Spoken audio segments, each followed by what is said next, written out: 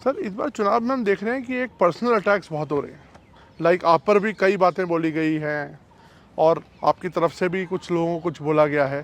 तो personal attacks किस लिए इस बार आपको लगता नहीं ये शैली नहीं होनी चाहिए चुनावों में? जहाँ तक मोदी का सवाल है, मैं तो पिछले 24 साल से गालियाँ खा खा खा करके गाली प्रूफ हो गया हूँ। मौत का सौदागर किसने कहा था? गंदी नाली का कीड़ा किसने कहा था? और मेरे यहाँ तो पार्लियामेंट में एक दिन हमारे एक साथी ने हिसाब लगाया था, 101 गालियाँ गिनाई थी। तो चुनाव या चुनाव न हो, ये लोग मानते हैं कि गालियाँ देने का हक उनका ही है, और वे हताश निराश इतने हो चुके हैं कि गालियाँ देना, अपशब्द बोलना, ये उनके शायद जहन में है, उनके स्वभाव में हो गया है। नमस्कार, स्वागत है आपका द न्यूज पर। मैं हूं आपके साथ शेरिन। प्रधानमंत्री नरेंद्र मोदी ने फिर एक बार पूरे विपक्ष ममता बनर्जी पर ध्रुवीकरण की राजनीति को लेकर साधा है निशाना।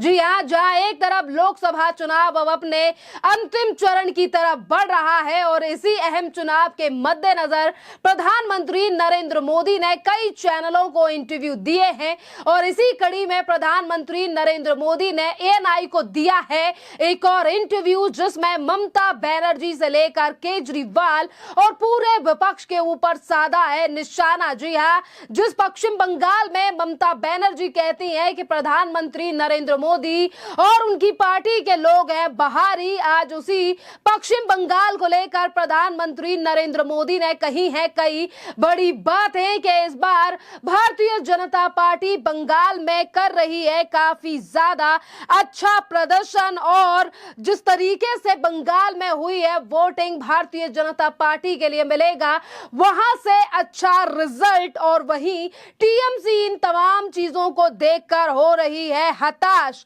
अब पश्चिम बंगाल में टीएमसी यानी कि ममता बनर्जी की पार्टी अपने अस्तित्व की लड़ाई लड़ रही है। जी हां, आपके लिए बता दें कि सीधा सीधा हमला जो है वो प्रधानमंत्री नरेंद्र मोदी ने ममता बनर्जी और उनकी पार्टी के ऊपर साधा है, और पीएम मोदी ने कहा है कि पिछले विधानसभा में हम 3 थे और बंगाल की जनता हमें 80 पर ले जाकर आई है।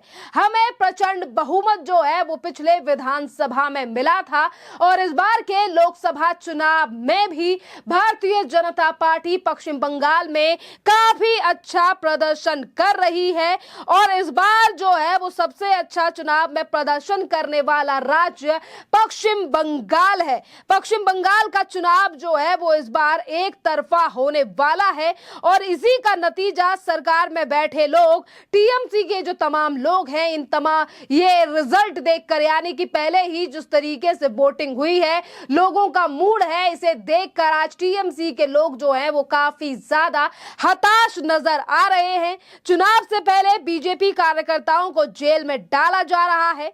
इन सभी अत्याचारों के बावजूद लोगों ने अधिक से अधिक वोट पश्चिम बंगाल में किया है, अपनी आवाज को उठाया है, और इसीलिए उन लोगों को डराने धमकाने की कोशिश की गई है।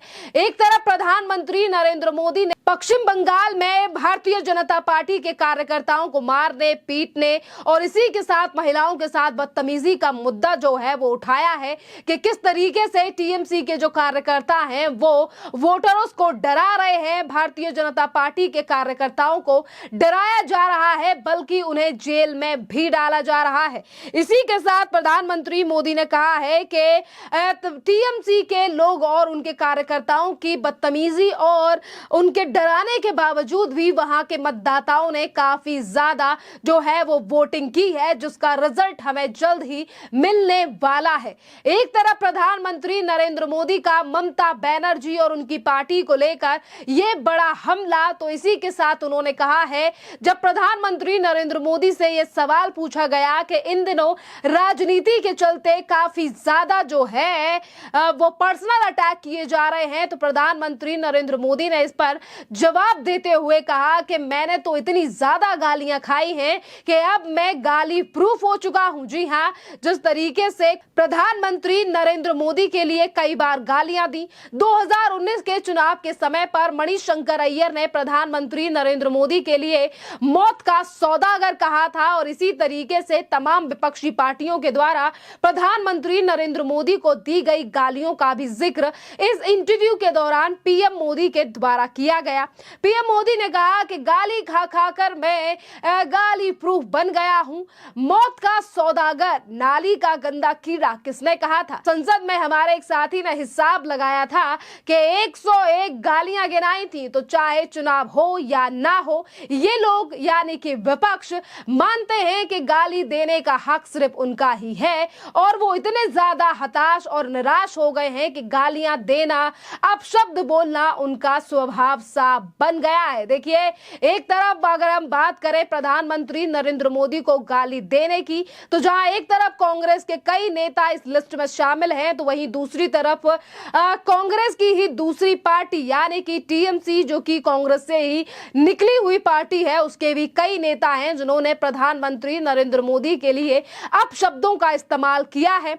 और पिछले दिनों कलकत्ता हाई कोर्ट के द्वारा जो ऑर्डर आया, जिस पर यह कहा गया कि 2010 के बाद जो भी ओबीसी सर्टिफिकेट बांटे गए हैं उन्हें जो है वो खारिज कर दिया जाए। जब यह सवाल प्रधानमंत्री नरेंद्र मोदी से पूछा गया तो इस पर पीएम नरेंद्र मोदी ने कहा कि न्यायपालिका का दुरुपयोग कर रही है टीएमसी। जी हां, मुसलमानों के लिए ओबीसी कोटा पर कलकत्ता हाई कोर्ट के आदेश और उसके बाद ममता बनर्जी की प्रतिक्रिया पर प्रधानमंत्री मोदी ने जवाब दिया और कहा कि जब कलकत्ता हाई कोर्ट का फैसला आया तो साफ हो गया कि इतना बड़ा फर्जीवाड़ा हो रहा था। लेकिन इससे भी बड़ा दुर्भाग्य यह है कि वोट बैंक की राजनीति के लिए अब वो न्यायपालिका का भी दुरुपयोग कर रहे हैं।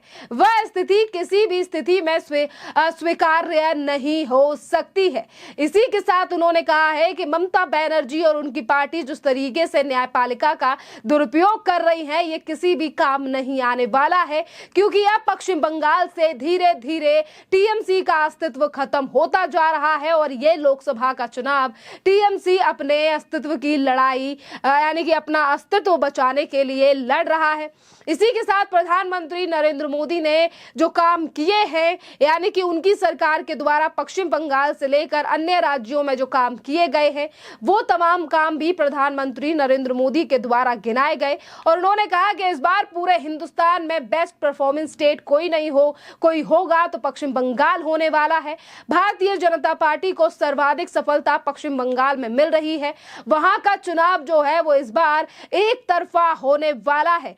एक तरफ ममता बनर्जी इसी गठबंधन का हिस्सा है जिनको आड़े हाथ प्रधानमंत्री नरेंद्र मोदी ने इस इंटरव्यू के दौरान लिया है और इससे पहले भी प्रधानमंत्री नरेंद्र मोदी ने अपनी चुनावी रैलियों के दौरान कई मुद्दों को लेकर ममता बनर्जी की पार्टी को निशाना बनाया है, चाहे फिर वो पश्चिम बंगाल में भ्रष्टाचार का मुद्दा हो, संदेश खाली का मामला हो, जिस पर प्रधानमंत्री नरेंद्र मोदी से लेकर गृह मंत्री अमित शाह तक कह चुके हैं कि अगर हमें मौका देती है बंगाल की जनता तो टीएमसी के जो कार्यकर्ता हैं, जो गुंडे हैं या फिर वो लोग हैं जो केंद्र सरकार की योजनाओं को वहां के आम लोगों तक पहुंचने नहीं देते हैं, उन लोगों को सलाखों के पीछे डाल दिया जाएगा।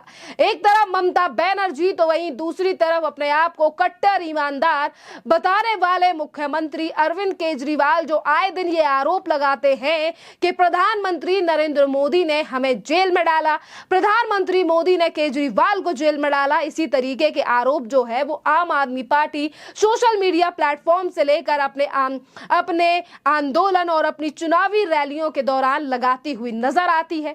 और जब ये सवाल प्रधानमंत्री नरेंद्र मोदी से पूछा गया तो इस पर भी प्रधानमंत्री नरेंद्र मोदी ने पढ़े लिखे और कट्टर ईमानदार मुख्यमंत्री को लेकर कहा कि बेहतर होगा कि ये लोग पहले देश का संविधान पढ़े, देश का कानून पढ़े। मुझे किसी को कुछ कहने की जरूरत नहीं है। ये लोग जो है वो लूट यानी कि ये लोग लूट चला रहे हैं, जिस पर अब जल्द ही रोक लगेगी।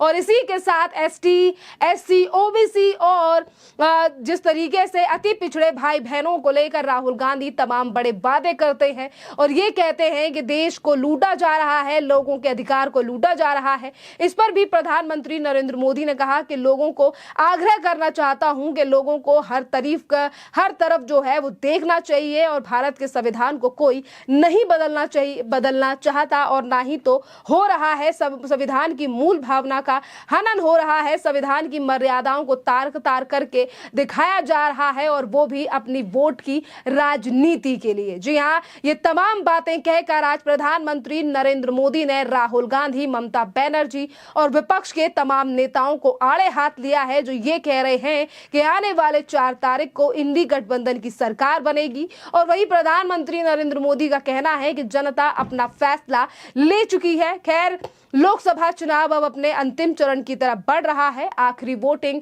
अब आने वाले शनिवार को होनी है और रिजल्ट 4 जून को आएगा। खैर, इस पूरे मामले पर आप लोगों की जो भी राय हो, आप हमें कमेंट कर जरूर बताइए।